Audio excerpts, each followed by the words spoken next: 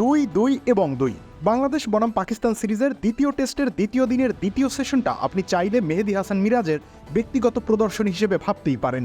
কেননা এই সেশনের হাইলাইটস বলতে গেলে তিনিই। বল হাতে পেয়েছেন 2 উইকেট, হয়েছেন নায়ক, আবার তার হাত থেকেই ফসকে গিয়েছে সহজ ক্যাচ। প্রথম টেস্টের শেষ দিনে পাকিস্তানের ব্যাটিং লাইন আপ তাসের ঘরের মতো ভেঙে পড়েছিল।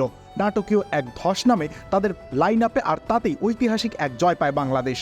বল হাতে সেদিন প্রতিপক্ষকে গুড়িয়ে দেওয়ার অন্যতম নায়ক ছিলেন এই অফ স্পিনার।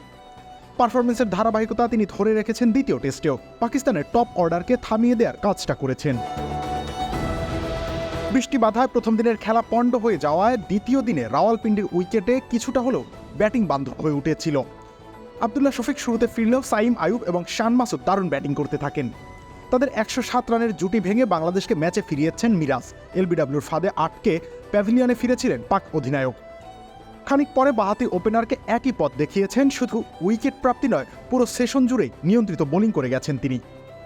চাপে পড়া স্বাগতিকদের আরও কোণঠাসা করার সুযোগ অবশ্য এই তারকা নিজেই হারিয়েছেন।